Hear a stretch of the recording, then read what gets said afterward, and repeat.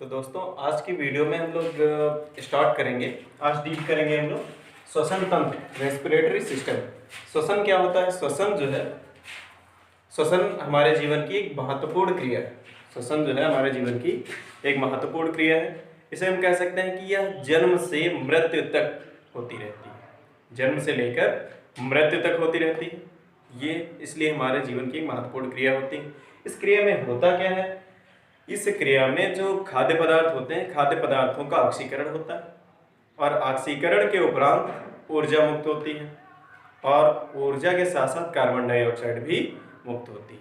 ठीक है, तो इस क्रिया में क्या होता है कि जो है ऑक्सीजन हम लोग ग्रहण करते हैं और ये ऑक्सीजन जो होती है ये रुधिर के माध्यम से प्रत्येक कोशिका तक जाती है। कोशिकाओं में जो उपस्थित जो भोज्य पदार्थ होते हैं, भोजन जो होता है, ये भोजन उस ऑक्सीजन की उपस्थिति में इसका ऑक्सीकरण होता है और ऑक्सीकरण के उपरांत एनर्जी और कार्बन डाइऑक्साइड तथा जल प्राप्त होता है। ठीक है, तो ये हम लोग देखेंगे पहले जो है कैसी रिएक्शन होती है।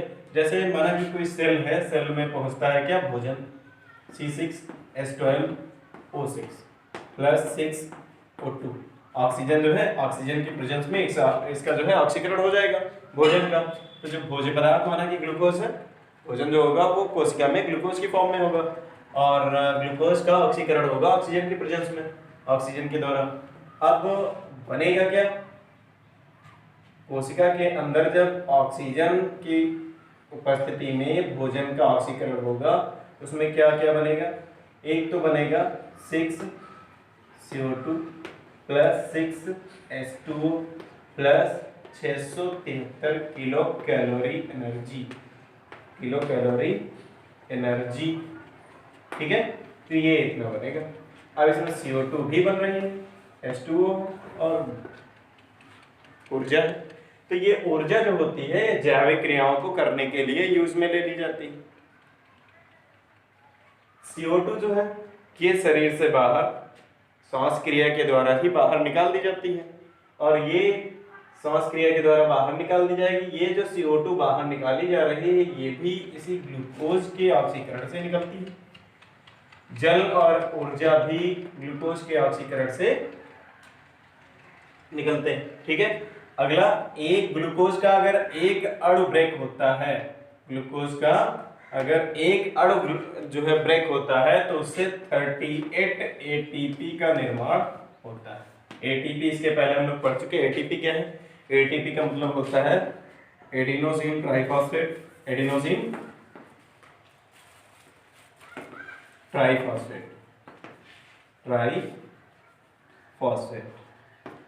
Adenosine triphosphate ATP। ये उच्च ऊर्जा वाले यौगिक होते हैं। ठीक है, तो एक ग्लूकोज के अणु के टूटने से 38 ATP का निर्माण होता है। मींस ये 673 किलो कैलोरी जो है ये 38 ATP के बराबर होगी। 38 ATP एनर्जी होती है। ठीक है, एक ग्लूकोज का अणु अगर ब्रेक हो रहा है, 1 मॉलिक्यूल ऑफ ग्लूकोज यहाँ, और फिर ये ऑक्सीकृत होगा तो कार्बन डाइऑक्साइड और जल और एनर्जी। ये जो कार्बन डाइऑक्साइड होती है ये रुधिर के माध्यम से कहाँ पहुंचा दी जाती है? फेफड़ों में पहुंचा दी जाती है और फेफड़ों में जब पहुंचेगी, फेफड़ों के वायुकोश की वायु में, और वायुकोश की वायु से फिर श्वास क्रिया के द्वारा जो होता है उसे बाहर हम निकाल देते हैं। ठीक है, तो ये क्रिया जो होती है श्वसन कहलाती है। अच्छा, श्वसन क्रिया में भाग लेने वाले जितने भी अंग होते हैं, जैसे श्वसन क्रिया में पहली बात होता है क्या है कि ऑक्सीजन जो होती है इन्वायरमेंट से या वायुमंडल से हम ऑक्सीजन को ग्रहण करते हैं और वायुमंडल से जब ऑक्सीजन को ग्रहण करते हैं वही ऑक्सीजन रुधिर के माध्यम से कोशिकाओं तक पहुंचती है।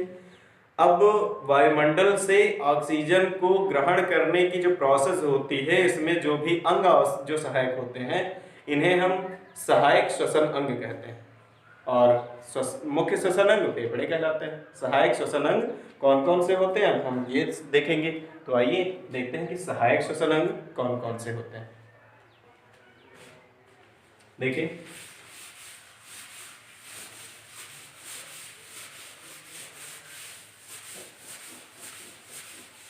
सहायक श्वसन अंग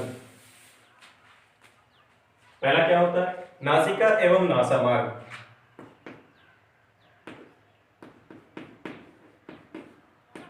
नासिका एवं नासामार्ग।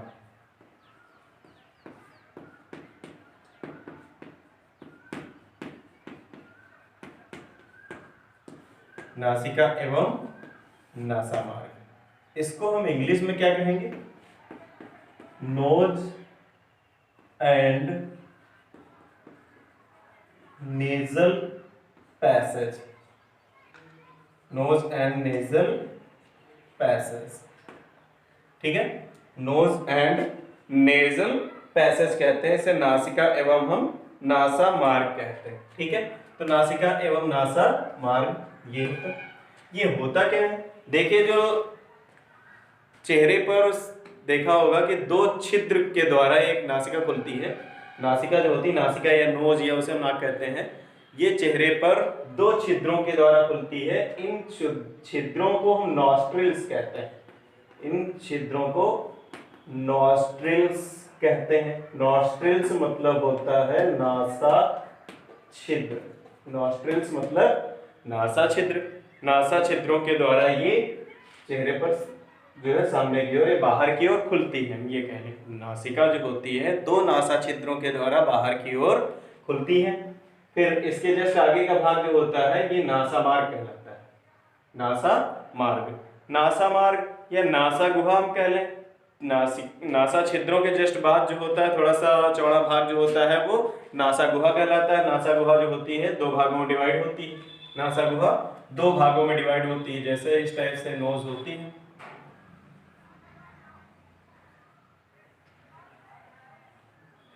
इस टाइप से अगर है तो ये बीच में एक कार्टिलेज की एक दीवार पाई जाती है। बीच में एक कार्टिलेज की दीवार पाई जाती है। तो जो बीच में कार्टिलेज की दीवार होती है, कार्टिलेज मतलब उपास्थि, ठीक है, ये उपास्थि की दीवार होती है।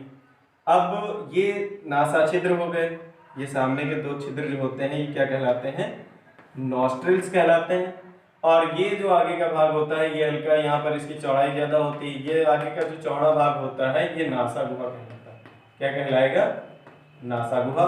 ये जो नासा गुहा होती है, नासा गुहा या इसे हम नेजल कैविटी कहते हैं, ये एक जो है उपास्थि की पट के द्वारा दो भागों में डिवाइड होता है। ये जो उपास्थि का पट होता है कार्टिलेज का बना हुआ, जिसे हम नेजल सेप्टम कहते हैं। नेजल सेप्टम या फिर हिंदी में इसको हम नासा पट, हिंदी में नासा पट कहते हैं, ठीक है। तो ये नासा पट होता है, नासा पट, और ये नासा गुहा। फिर एक चीज और हमने देखी होगी कि नासा गुहा जो होती है, नासा गुहा में कुछ रोम सदृश संरचनाएं पाई जाती हैं, या हम कहते हैं कि रोम या हेयर लाइक स्ट्रक्चर्स पाए जाते हैं, ठीक है। तो रोम जो पाए जाते हैं यहाँ पर, इसमें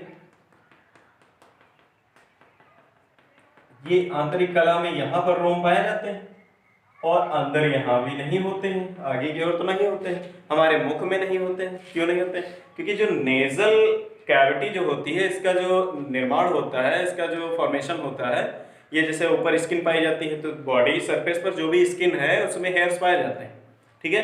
बॉडी सरफेस पर जो स्किन पाई जाती है उस पर हेयर्स होते हैं, और यही जो स्किन होती है, ये स्किन क्या हो जाती है, अंदर की ओर फोल्ड होकर के inner layer of nasal cavity का निर्माण करती है, ठीक है। जिसलिए उसमें भी क्या होते हैं, रोम सदृश संरचनाएं निकली हुई होती हैं। और ये जो रोम सदृश संरचनाएं होती हैं, ये रोम जो होते हैं ये क्या करते हैं, जब रोम होते हैं या उसमें बाल होते हैं, कह लें कि नासा गुहा में, तो ये बाहर से जो हम वायु को ग्रहण करते हैं, वायु के साथ ऑक्सीजन जाती है, लेकिन उस वायु में कुछ सूक्ष्म जीव भी उपस्थित होते हैं, या धूल के कण हैं।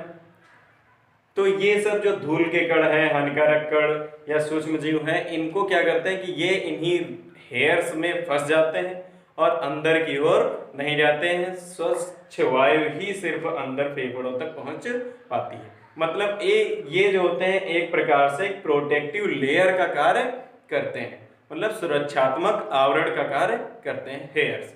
दूसरा एक सुरक्षात्मक आवरण पाया जाता है, देखा होगा आपने कि जो नोज जो होती है, नोज या नेजल कैविटी जो होती है, नेजल कैविटी में अंदर एक झिल्ली पाई जाती है, श्लेष्मक झिल्ली का आवरण होता है। नेजल कैविटी में एक श्लेष्मक झिल्ली का आवरण पाया जाता है। श्लेष्मक झिल्ली का जो आवरण होता है उससे एक श्लेष्मक पदार्थ स्रावित होता रहता है। श्लेष्मक पदार्थ होता है, या हम कहते हैं कि म्यूकस जो होता है वो सेक्रीट होता रहता है। जो म्यूकस सेक्रीट होता है वो क्या होता है, उसका काम क्या होता है?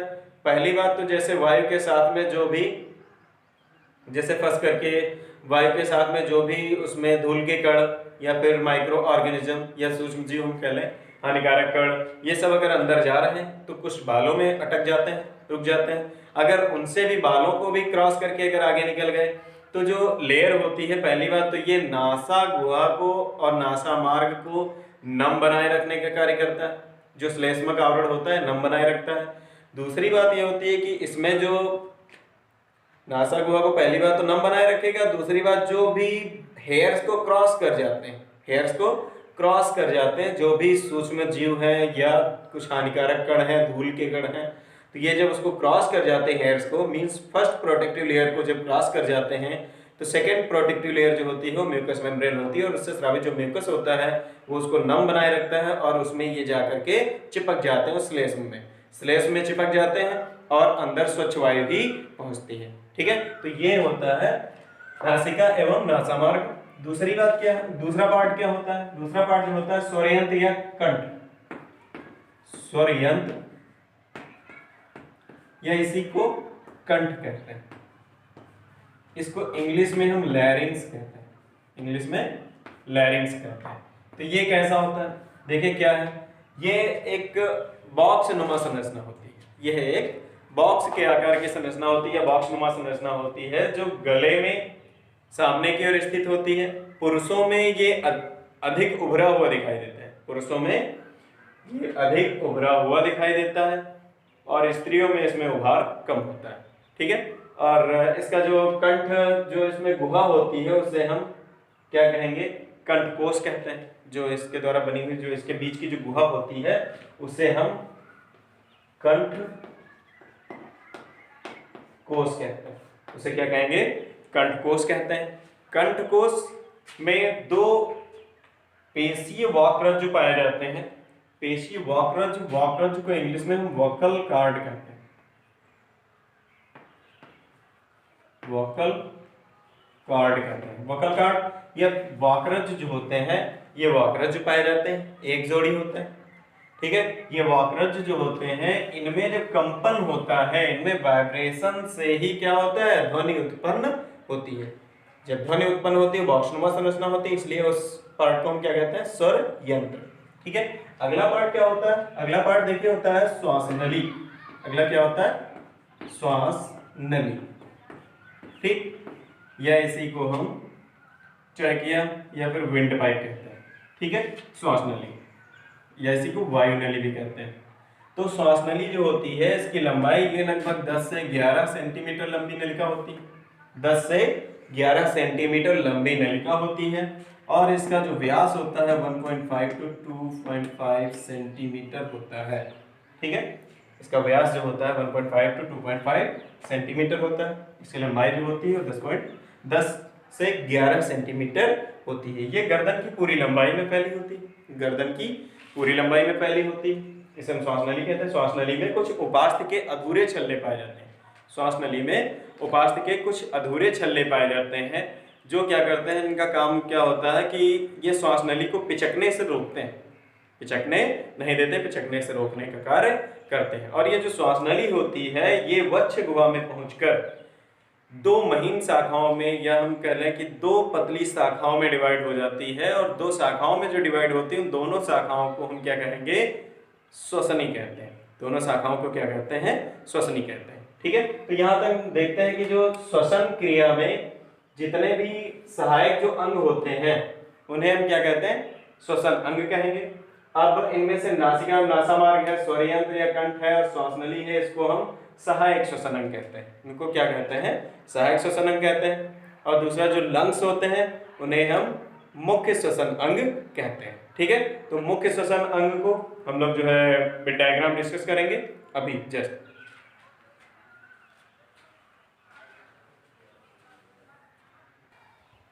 तो ठीक है, अब हम देखते हैं lungs means main respiratory organs, ठीक है, मुख्य श्वसन अंग फेफड़े। तो फेफड़े क्या होते हैं? हमारे शरीर में जो है एक जोड़ी फेफड़े पाए जाते हैं या फिर दो फेफड़े पाए जाते हैं, ऐसे कह लें, या एक जोड़ी होते हैं, ठीक है, जो वक्ष गुहा में दोनों, जैसे ये होता है मेरुदंड के दोनों ओर हम कह लें, या सीधे जो है वक्ष गुहा में दो तरफ जो होते हैं, हृदय है, हृदय के दोनों ओर स्थित होते हैं, हृदय के दोनों ओर स्थित होते हैं, ठीक है। या हम जो है इसमें जो बायां फेफड़ा होता है और दायां फेफड़ा, बायां फेफड़ा जो होता है वो दो पालियों का बना होता है, दो ही पालियां इसमें होती हैं, और जो दायां फेफड़ा होता है वो तीन पालियों का बना होता है, ठीक है। या हम कह लें कि बायां फेफड़ा जो होता है दो पिंडकों का बना होता है, दो पिंडकों का, और जो दायां फेफड़ा होता है वो तीन पिंडकों का बना होता है। एक पिंड, ये पिंडक, दूसरा ये, और ये, एक, दो और तीन पिंडकों का बना होता है। दायां फेफड़ा जो होगा एक, दो और तीन पिंडकों का बना होता है। अच्छा, जो फेफड़े होते हैं, पहले अभी हमने इसके पहले जस्ट बताया था कि श्वासनली जो होती है, श्वासनली की इसकी लंबाई जो होती है वो लगभग 10 से 11 सेंटीमीटर लंबाई होती है, और 1.5 to 2.5 सेंटीमीटर व्यास होता है, इसका डायमीटर होता है, ठीक है। ये इसकी चौड़ाई होती है, मतलब ये इसकी मोटाई होती है, जो नली होती है लगभग 1.5 या फिर 2.5 व्यास की होती है, ठीक है। दूसरी बात कि वायुनाल या श्वास नली जो होती थी, ये हमने कहा था कि श्वास नली आगे की ओर जब वक्ष गुहा में पहुंचती है तो ये दो महीन शाखाओं में डिवाइड हो जाती है, दो महीन शाखाओं में डिवाइड हो जाती है। दो महीन शाखाओं में जब डिवाइड होगी तो दो इन महीन शाखाओं को हम श्वसनी कहेंगे, और प्रत्येक श्वसनी अपनी ओर के फेफड़े में प्रवेश करने के बाद, प्रत्येक श्वसनी अपनी ओर के फेफड़ों में प्रवेश करने के बाद महीन शाखाओं में बढ़ जाती है, और जब अत्यंत महीन शाखाओं में बढ़ती है तो उन महीन शाखाओं को हम उपनलिकाएं या फिर श्वसनिकाएं कहते हैं, ठीक है, उपनलिकाएं या श्वसनिकाएं कहते हैं। ये श्वसनिकाएं कहलाती हैं। अंदर प्रत्येक श्वसनिका जो होती है वो फेफड़े में वायुकोश में जाकर के खुलती है, प्रत्येक श्वसनिका जो होती है वो वायुकोश में जाकर के खुलती है, ठीक है। तो वायुकोश में जाकर के खुलेगी। वायुकोश क्या होता है, ठीक है। तो ये जो श्वसनिका होती है ये आगे की ओर जाकर के एक फूल जाती है जो कूपिका सदृश संरचना बनाती है, ये फूल जाएगी जिसे हम कूपिका कहते हैं, ठीक है। अब कूपिका, प्रत्येक कूपिका तक, या हम कह लें कि जो श्वासनली होती है, श्वासनली श्वसनिका में, श्वसनिका श्वसन जो है श्वसनी, और श्वसनी जो है श्वसनिका में डिवाइड होती है। मतलब श्वासनली या वायुनली जो होती है वो श्वसनी में डिवाइड होती है, श्वसनी जो होती है वो श्वसनिकाओं में डिवाइड होती है। श्वसनिकाओं में डिवाइड होने के बाद ये प्रत्येक श्वसनिकाएं जो होती हैं एक जाकर के एक आगे इनके सिरे पर उभार एक बनता है, या इस सिरे पर फूल जाती हैं, जिसे हम कूपिका कहते हैं, ठीक है। ये जो कूपिकाएं होती हैं इन्हें वायुकोश या एल्वियोलाई कहेंगे, ये वायुकोश कहलाते हैं। क्या होंगे? वायुकोश। देखा होगा फेफड़ों में मधुमक्खी के छत्ते नुमा संरचना दिखाई पड़ती है, ये मधुमक्खी के छत्ते जैसी संरचना दिखाई पड़ती है। तो ये प्रत्येक इसका जो एक यूनिट होती है, एक इकाई होती है, उसे हम वायुकोश कहते हैं। फेफड़ों में जो वायुकोश है, वायुकोश की संख्या होती है लगभग 15 करोड़। फेफड़ों में वायुकोश की संख्या लगभग 15 करोड़ होती है। वायु जो होती है वो आती है, और वायु जो है श्वसनी से श्वसनिकाओं में, श्वसनिकाओं से फिर प्रत्येक वायुकोश तक पहुंचती है, ठीक है। अब ये वहां तक वायु जो है पहुंच जाती है। अच्छा, ये जो फेफड़े होते हैं, फेफड़ों के ऊपर एक झिल्ली का आवरण पाया जाता है, जिस झिल्ली को या उस आवरण को हम फुफ्फुस आवरण कहते हैं, ठीक है। इस आवरण को क्या कहेंगे? हम फुफ्फुस आवरण कहेंगे। और इसके द्वारा जो बनी एक गुहा होती है, ये झिल्ली के बीच का जो खाली स्थान होता है, इसे हम फुफ्फुस गुहा कहते हैं। और ये जो फुफ्फुस गुहा होती है, फुफ्फुस गुहा में एक लसदार तरल पदार्थ भरा हुआ होता है, लसदार तरल पदार्थ भरा होता है, जो क्या करता है कि इस जो है इसके लिए एक प्रोटेक्टिव लेयर का कार्य करता है। मतलब फेफड़ों को बाह्य आघात तथा झटकों से बचाता है, फेफड़ों को बाह्य आघात तथा झटकों से बचाता है, ठीक है। तो ये संरचना है इसकी फेफड़े की, ठीक है।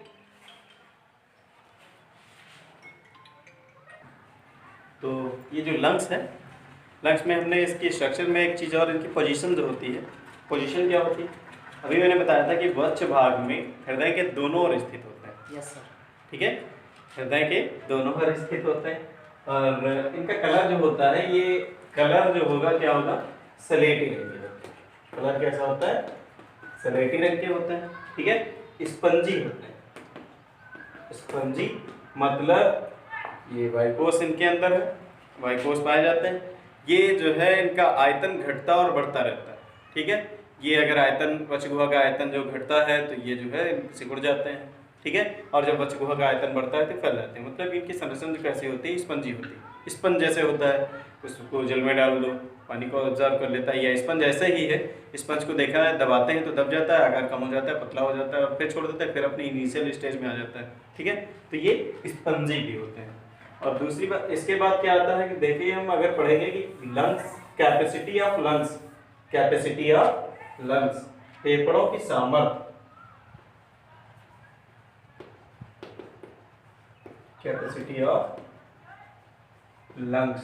ठीक है, फेफड़ों की सामर्थ्य क्या होती है, फेफड़े जो होते हैं, फेफड़ों में 2.5 लीटर एयर जो होती है ये सदैव भरी रहती है।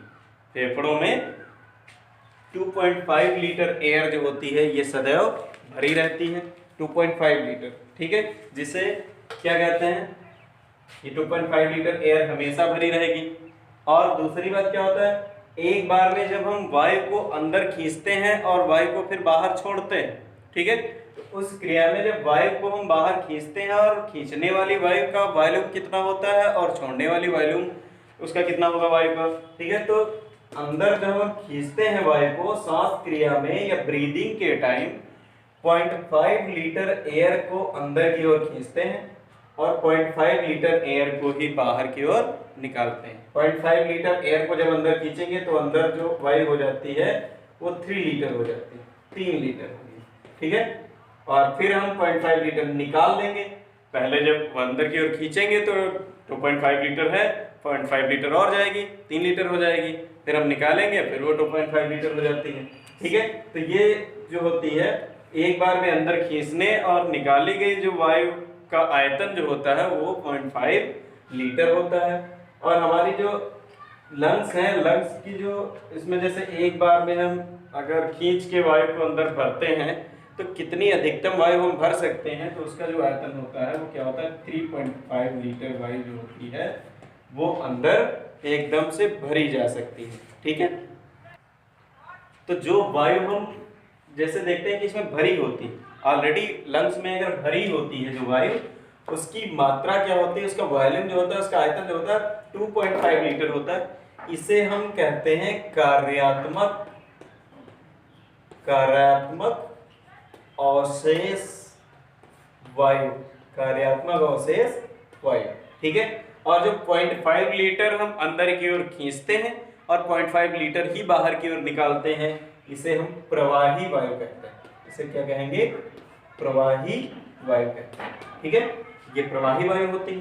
और ये जो होती है कार्यात्मक अवशेष वायु कहलाती है, जो हमेशा अंदर भरी रहती है। जितना वॉल्यूम भी होता है, 2.5 लीटर वॉल्यूम जो होता है वो हर समय अंदर सदैव विद्यमान रहता है, इसे हम कार्यात्मक अवशेष वायु कहते हैं। ठीक है, अब इसके बाद बात आती है जैसे श्वासोच्छ्वास क्रिया या ब्रीदिंग क्या है। मोस्टली हम लोग यही मानते हैं कि ब्रीदिंग जो होता है, मतलब सामान्यतः श्वसन को कहते हैं। ब्रीदिंग है क्या, ये हम देखते हैं। तो आइए हम लोग डिस्कस करते हैं कि ब्रीदिंग क्या है। तो और देखते हैं ब्रीदिंग क्या होता है। मतलब वायुमंडल से स्वच्छ वायु को फेफड़ों तक पहुंचना, वायुमंडल से या वातावरण से स्वच्छ वायु का वायु जो है फेफड़ों तक पहुंचना, तथा अशुद्ध वायु को, मीन्स जिसमें CO2 की मात्रा ज्यादा होती है, अशुद्ध वायु को फेफड़ों से बाहर निकालने की क्रिया जो होती है वो ब्रीदिंग कहलाती है। या ब्रीदिंग को ऐसे सामान्यतः हम सांस लेना कहते हैं। सांस लेने में क्या करते हैं, एक बार हम सांस को अंदर खींचते हैं, वायु को अंदर खींचते हैं और वायु को बाहर निकालते हैं। एक बार वायु को बाहर जो निकालने और अंदर खींचने की जो क्रिया होती है, इसको मिला करके हम ब्रीदिंग या श्वासोच्छ्वास कहते हैं। तो इसके दो चरण होते हैं, या हम कह लें कि श्वासोच्छ्वास के दो चरण होते हैं, या श्वासोच्छ्वास क्रिया जो होती है दो चरणों में संपन्न होती है। पहली बात तो जो रेट ऑफ ब्रीदिंग होती है वो क्या होती है, रेट ऑफ ब्रीदिंग जो होगी अगर देखा जाए, श्वास की दर जो होती है, श्वास की दर या रेट ऑफ ब्रीदिंग हम कह लें, वो होती है 12 से 18 बार पर मिनट, 12 से 18 बार पर मिनट होती, ठीक है। अब हमने कहा कि अभी श्वासोच्छ्वास या ब्रीदिंग जो होता है दो चरणों में, दो स्टेप में कंप्लीट होती है। तो दो चरण इसके कौन कौन से होते हैं, पहला जो होता है निःश्वसन, निःश्वसन, और दूसरा जो होता है वो क्या होता है, पहला निःश्वसन और दूसरा ये अंतःश्वसन हम कह लें उसको, इसी को हम अंतःश्वसन कहते हैं, इसी को क्या कहेंगे, अंतःश्वसन, और दूसरा बाह्य श्वसन, बाह्य श्वसन, अंतःश्वसन और बाह्य श्वसन, ठीक है। ये क्रिया जो होती है इसको इंग्लिश में हम कहते हैं इनहेलेशन या इनस्पायरेशन, इनस्पायरेशन, इनस्पायरेशन, ठीक है। और ये जो होती है इस क्रिया को इंग्लिश में हम एक्सहेलेशन कहते हैं, एक्सहेलेशन या एक्सपायरेशन,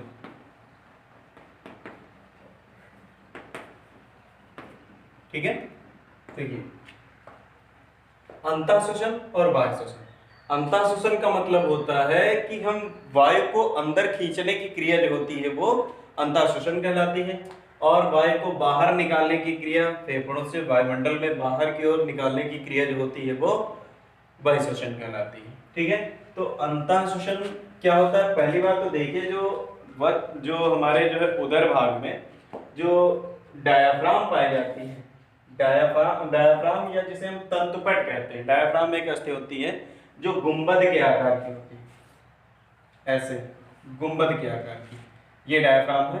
जैसे ये गुंबद के आकार की जो होती है, गुंबद के आकार की मतलब क्या, उभरी हुई सी होती है ऊपर की ओर, ठीक है, उभरी होती है। और ये उभरी कैसे, रेडियल पेशियों के सिकुड़ने के कारण, ठीक है, डायाफ्राम चपटा हो जाएगा, पहले उभरा होगा ऐसे, उभार होगा, गुंबदाकार होगी हम कह लें, ठीक है। अब रेडियल पेशियों के सिकुड़ने के कारण जब वो सिकुड़ेंगी तो ये क्या हो जाएगा, चपटा हो जाएगा, मींस ये ऐसे इस कंडीशन में आ जाएगा, ठीक है, यहाँ से ये इस कंडीशन में आ जाएगा, ठीक।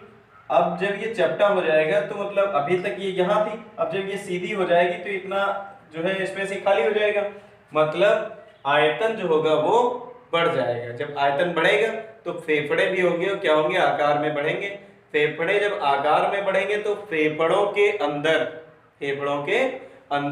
क्या होगा, वायुदाब कम हो जाएगा। जब वायुदाब कम होगा, किसके कंपैरिजन में, वायुदाब कम होगा वायुमंडलीय वायुदाब के कंपैरिजन में। तो जब वायुमंडल में वायुदाब अधिक है और फेफड़ों में वायुदाब कम है तो वायु जो होगी वो अंदर की ओर प्रवेश कर जाएगी। जो प्रवेश करने की क्रिया होगी वो क्या कहलाएगी, अंतःश्वसन या इनहेलेशन या इनस्पायरेशन कहलाती है, ठीक है। दूसरी बात क्या होती, अब जब ये अंतरापर्श जो ये रेडियल पेशियां होती हैं, सॉरी, ये जो रेडियल पेशियां होंगी, रेडियल मसल्स जो होती हैं, ये जब पहले सिकुड़ी थी और फिर जो है दोबारा रिलैक्सेशन में आएंगी, रिलैक्स होंगी, ठीक है, और ये फैलेंगी हम कह लें। जब फैल जाएंगी तो ये जो डायाफ्राम होगा, ये डायाफ्राम पहले गुंबदाकार था फिर सीधा हुआ था, ठीक है। अब ये क्या होगा, फिर अपनी जो है पुरानी अवस्था में आ जाएगा या अपनी इनिशियल स्टेज में आ जाएगा, पूर्वावस्था में पहुंच जाएगा। जब पूर्वावस्था में पहुंच जाएगा तो इसका आयतन जो होगा वो क्या होगा, घट जाएगा। और जब आयतन घट जाएगा तो आयतन घटने से फेफड़े भी क्या होंगे, फेफड़े भी आकार में सिकुड़ेंगे। जब फेफड़े आकार में सिकुड़ेंगे तो क्या होगा, फेफड़ों के अंदर वायुदाब बढ़ जाएगा वायुमंडलीय दाब के कंपैरिजन में। इसलिए वायुदाब जब फेफड़ों के अंदर अधिक होगा और वायुमंडल में कम होगा तो क्या होगा कि वायु जो होगी वो फेफड़ों से बाहर निकल आएगी। तो फेफड़ों से बाहर निकलने की क्रिया को हम क्या कहेंगे, जब वायु फेफड़ों से बाहर निकलेगी उसे हम क्या कहेंगे, बाह्य श्वसन या वायु श्वसन या इनहेलेशन, एक्सपायरेशन। ठीक है, तो ये क्रिया जो होती है श्वासोच्छ्वास की क्रिया जो होती है ये 2 चरणों में कंप्लीट होती है। पहली जो होती है अंतःश्वसन कहलाती है, दूसरी बाह्य श्वसन या इनको हम इंग्लिश में कह लें इनहेलेशन या एक्सहेलेशन कहलाती है। ठीक है, तो ये क्रिया जो है ये हम श्वासोच्छ्वास को यहाँ पर जो है कंप्लीट करते हैं। बाकी जो है हम नेक्स्ट वीडियो में डिस्कस करेंगे। ओके।